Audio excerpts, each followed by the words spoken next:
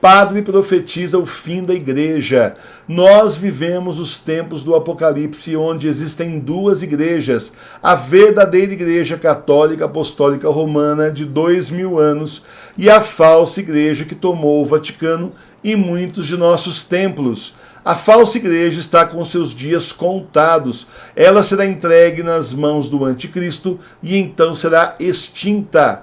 Essa profecia foi feita pelo padre Ratzinger, o nosso Papa Bento XVI, em 1969. Veja a mensagem até o final, porque além de falar do fim da igreja falsa, o Papa Bento XVI também fala da verdadeira igreja, o remanescente da igreja verdadeira que somos nós. Veja aí. O futuro da igreja pode e vai sair daqueles cujas raízes são profundas e que vivem da plenitude pura de sua fé. Não será daqueles que se acomodam apenas ao momento de passagem ou daqueles que meramente criticam os outros e assumem que eles próprios são varas de medição infalíveis.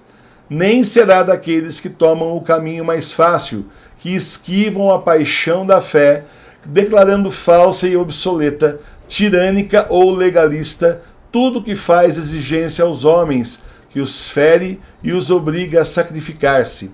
Para expor isso de modo mais positivo, o futuro da igreja, uma vez mais e como sempre, será remodelado pelos santos, pelos homens, ou seja, por aqueles cujas mentes sondam mais profundamente do que os slogans do momento, que veem mais do que os outros veem, porque suas vidas abraçam uma realidade mais ampla. O altruísmo que liberta os homens só é alcançado através da paciência, nos pequenos atos cotidianos de abnegação. Por essa prática diária, que revela um homem de quantas maneiras ele é escravizado pelo seu próprio ego, os olhos de um homem são lentamente abertos. Ele enxerga apenas na medida em que viveu e sofreu. Se hoje já não conseguimos mais tomar consciência de Deus, é porque achamos tão fácil evadir-nos, fugir das profundezas de nosso ser, seja por meio dos narcóticos ou de algum outro prazer. Assim, nossas próprias profundidades interiores permanecem fechadas para nós mesmos. Se é verdade que um homem só pode ver com seu coração, então quão cegos somos! Como tudo isso afeta o problema que estamos examinando? Significa que a grande conversa daqueles que profetizam uma igreja sem Deus e sem fé é apenas conversa vazia. Não precisamos de uma igreja que celebre o culto da ação nas orações políticas. Isto é absolutamente supérfluo. Portanto, tal igreja se destruirá. O que permanecerá é a igreja de Jesus Cristo, a igreja que crê no Deus que se tornou homem e nos promete vida além da morte. O tipo de padre que não passa de assistente social pode ser substituído pelo psicoterapeuta e outros especialistas. Mas o sacerdote, que não é apenas um especialista, que não se mantém à margem observando o jogo, dando conselhos oficiais, mas em nome de Deus se coloca à disposição do homem e permanece ao lado dele em suas tristezas, alegrias, esperanças e medo, esse realmente é insubstituível. Vamos dar um passo adiante. Da crise de hoje surgirá a igreja do amanhã, uma igreja que perdeu muito. Ela vai se tornar pequena e terá que começar de novo, mais ou menos desde o início. Ela não poderá mais habitar muitos dos edifícios que construiu em prosperidade. À medida que diminuir o número de seus adeptos, perderá muitos dos seus privilégios sociais. Em contraste com uma idade mais precoce, será vista mais como uma sociedade voluntária na qual se entra apenas por livre decisão. Como uma sociedade pequena, fará demandas muito maiores na iniciativa de seus membros individuais. Indubitavelmente, ela descobrirá novas formas de ministério e ordenará ao sacerdócio os cristãos aprovados que perseguem alguma profissão.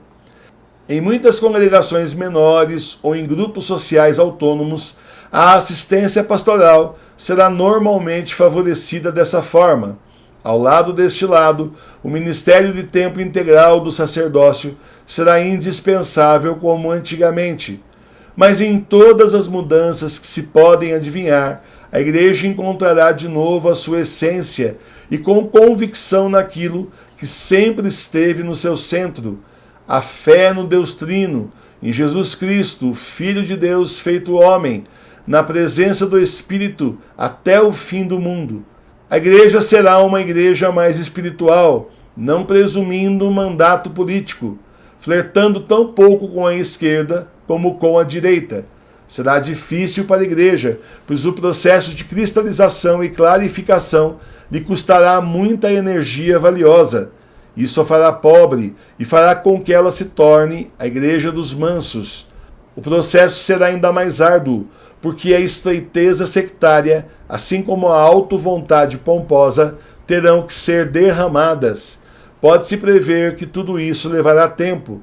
O processo será longo e cansativo, como foi o caminho do falso progressismo na véspera da Revolução Francesa, quando um bispo podia ser visto como inteligente, se zombasse dos dogmas e até insinuasse que a existência de Deus não era certa para a renovação do século XIX.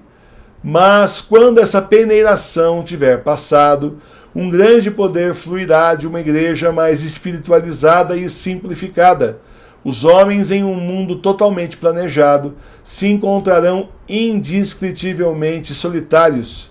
Se eles perderem completamente a visão de Deus, sentirão todo o horror de sua pobreza. Em seguida, descobrirão o pequeno rebanho de crentes como algo totalmente novo.